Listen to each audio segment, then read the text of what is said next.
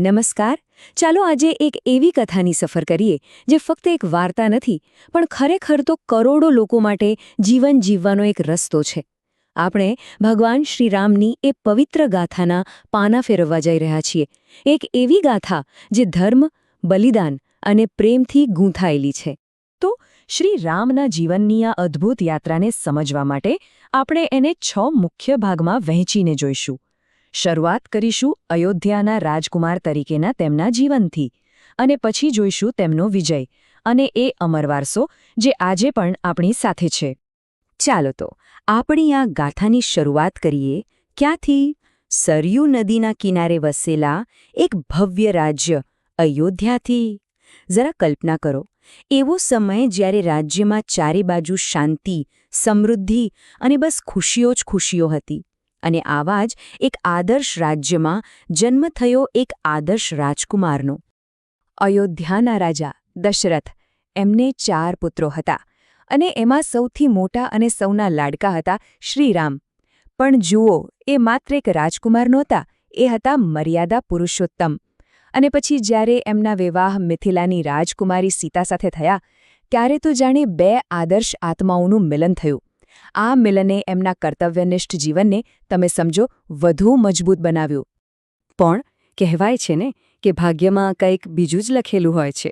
રાજમહેલના એ સુખ અને સમૃદ્ધિની વચ્ચે એક એવું વચન અપાયું જેણે બસ આખી કથાની દિશા જ ફેરવી નાખી. તમે ખાલી વિચારો, જે રાજકુમારના રાજ્યાભિષેકની આખું રાજ્ય આતુરતાથી રાહ જોતું હતું, એ જ રાજકુમારને રાજા બનવાની ઘડીએ જ બધું જ છોડીને વનમાં જવાનો આદેશ મળે છે. અને આ બધું કેમ થયું? માત્ર એક વચનને કારણે. ખરેખર આ ધર્મ અને કર્તવ્યની સૌથી કઠોર પરીક્ષા હતી. અને આ કોઈ 1-2 વર્ષની વાત નથી. આ હતો પૂરા 14 વર્ષનો વનવાસ. એક રાજકુમાર જેને રાજમહેલનો વૈભવ છોડીને જંગલનું કઠોર જીવન અપનાવ્યું. આજ તો એમના ત્યાગ અને પિતાના વચન પ્રત્યેની એમની નિષ્ઠાનું સૌથી મોટું પ્રતીક હતું. પણ આટલી કઠિન યાત્રામાં શ્રીરામ એકલા નહોતા. આ જ તો સંબંધોની સુંદરતા છે. એમના પ્રત્યેની અતૂટ નિષ્ઠા અને પ્રેમને કારણે એમના નાના ભાઈ લક્ષ્મણ અને ધર્મપત્ની સીતાજીએ પણ રાજમહેલના બધા જ સુખ છોડી દીધા અને એમની સાથે વનવાસનો માર્ગ પસંદ કર્યો. પણ વનવાસની એ શાંતિ એ લાંબો સમય ટકી શકી નહીં. જંગલના એ ઊંડાણમાં એક એવી ઘટના બની જેણે આખી કથાને ધર્મ અને અધર્મ વચ્ચેના એક મોટા મહાસંગ્રામમાં ફેરવી દીધી. અને અહીં કથામાં એન્ટ્રી થાય છે લંકાના શક્તિશાળી પણ અત્યંત અહંકારી રાજા રાવણની. તેણે માતા સીતાનું અપહરણ કર્યું અને આ એક જ કામથી તેણે અધર્મની બધી જ સીમાઓ તોડી નાખી. બસ આ એક કૃત્યએ શ્રીરામના જીવનના મુખ્ય ધ્યેયને જન્મ આપ્યો. અને એ ધ્યેય હતો સીતાજીને મુક્ત કરાવવાનો. હવે સીતાજીને બચાવવાનો રસ્તો એ જલાય સહેલો નહોતો. કેમ? કારણ કે શ્રીરામ અને રાવણની લંકા વચ્ચે એક વિશાળ, અપાર સમુદ્ર હતો. તો સવાલ એ હતો કે આ અશક્ય લાગતા પડકારને પાર કઈ રીતે કરવો? હા, ખરેખર એક બહુ મોટો પ્રશ્ન હતો. રાવણની લંકા એ તો એક ટાપુ પર હતી, ચારે બાજુથી સુરક્ષિત. તો પછી શ્રીરામ પોતાની સેના લઈને આ વિશાળ સમુદ્રને પાર કરીને લંકા પહોંચે કેવી રીતે? આ માત્ર તાકાતની કસોટી નહોતી, આ તો બુદ્ધિ અને એથી પણ વધારે શ્રદ્ધાની કસોટી હતી. અને આનો ઉકેલ આવ્યો 3 સ્ટેપ્સમાં. પહેલું સ્ટેપ, હનુમાનજીની મદદથી વાનર સેના સાથે જોડાણ કરવું. બીજું સ્ટેપ, શ્રદ્ધા અને એન્જિનિયરિંગનો એક એવો અદ્ભુત સમન્વય કરવો કે સમુદ્ર પર પુલ બંધાઈ જાય. અને ત્રીજું, લંકામાં ધર્મના એ મહાયુદ્ધ માટે તૈયાર થવો.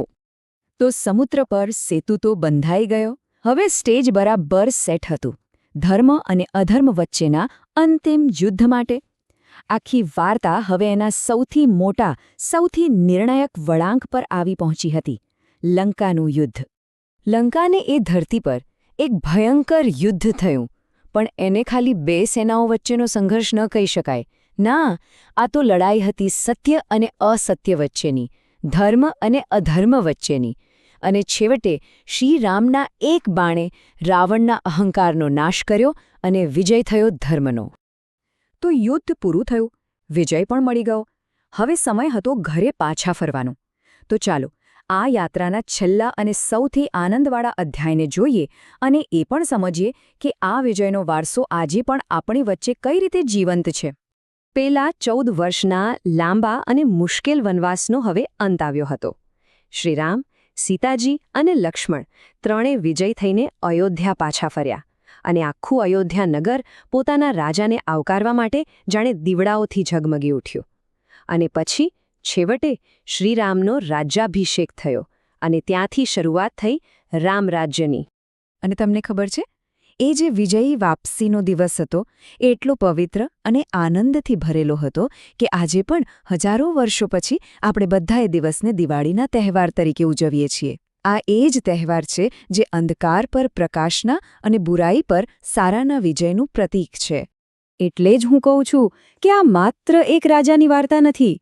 રામાયણની આખી ગાથા એ તો ધર્મ, સત્ય અને કર્તવ્યનો સંદેશ આપતી એક અમરકથા છે. એ આપણને એક બહુ જ સરળ પણ મહત્વની વાત શીખવે છે કે પરિસ્થિતિ ભલે ગમે તેટલી મુશ્કેલ કેમ ન હોય, જે સાચા રસ્તા પર ચાલે છે એનો વિજય હંમેશા થાય જ છે.